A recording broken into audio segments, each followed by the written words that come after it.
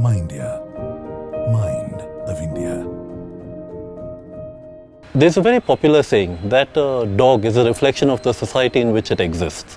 If a dog is happy, it means that the society is treating it well. The dogs know that a human is a friend. It is not an enemy. You call it, it will come. You give it a biscuit, it's going to wag its tail, be very happy. So it all depends on how the humans handle the animals. Dogs are by nature very social.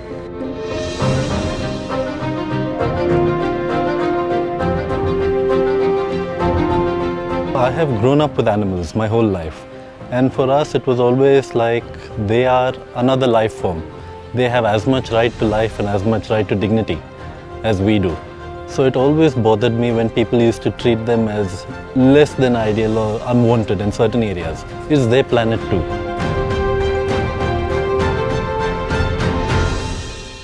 So there was this dog. It was abandoned during COVID. It was just chained without any food, without any water, to a nearby electricity pole.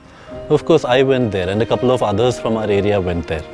And then I thought, what are we going to do? But my neighbor who had also come, he just took the dog on the leash, took it home, then decided to put it in a foster and searched for a home for it.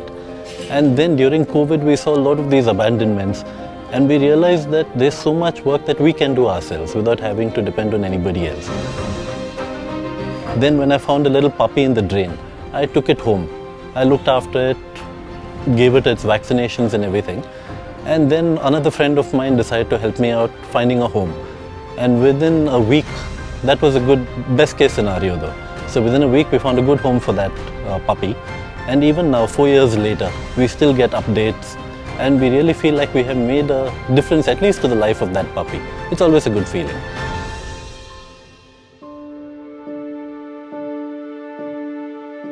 So in my case, we suddenly got a call saying that there is this dog that is lying with broken legs. So then I went out. This was at about 7 o'clock in the morning. I think somebody might have hit the dog with a car or something. And this dog was just lying by the side of the road. And it was a double fracture of the leg, that particular case. And we were so fortunate. We were very close to a very good veterinary hospital. And the community was so supportive that even the rather expensive medical care, the community really came together and raised funds, so no one person felt the pinch of it. The road to recovery for that one particular dog took about 4 months, and these are quick healing animals. And then we started searching for a home for the dog, and then ultimately we had spent so much time with the dog that we realized we couldn't part with her. So she became part of my home. Her name is Pushpa. So what we saw, especially when we were in such a pet-friendly neighborhood, we took care of all the animals in our neighborhood. We made sure they were all sterilized. We made sure all the puppies found homes. We tried to keep the dog population down. Then what we realized was people in other neighborhoods who never took that much care used to come and dump puppies in our neighborhoods. They used to dump very sick animals in our neighborhood so that we would have to take care of that animal. And we tried to the best of our ability, but sometimes we fall short. You can't just help all the animals. So that's where we found that there's a problem, that people don't want to do things for themselves. They are very happy to put the burden on somebody else.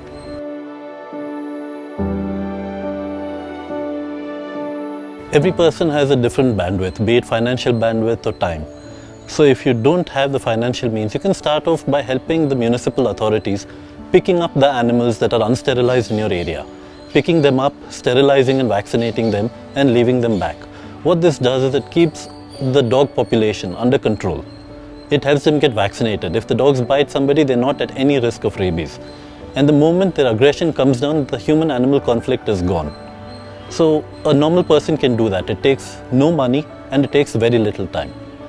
Then if you have a bit more time, you can probably go into fostering. There are a lot of these adoption coordinators who are looking for fosters. They will take care of everything. They will help you find a home for the animal. All they need is a temporary place where the animal can stay, get acclimatized to human surroundings until the animal finds its final home. Then if you're looking to adopt, you can always consider adopting from a shelter. There are wonderful dogs in the shelter, and by giving them a good home, instead of buying an animal, if you give a shelter dog a good home, then you're also clearing up place at a shelter for another animal that may be in need. Then finally, if you have enough time, you can become an adoption coordinator or a rescuer yourself. That's something that anybody can do, but depending on their time and financial means.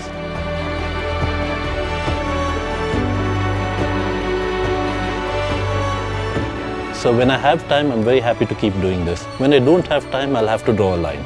But ultimately, this is going to be something that I am going to be involved with my entire life, because it has given me so much joy, and I've seen the difference that it has made to the few animals that we have rescued or we have rehomed.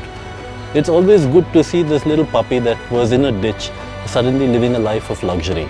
It's good to see these people who had never any intention of having a dog suddenly saying this dog has had such a huge positive impact on my life. It's always very good. So in some capacity or the other, I'll always be involved.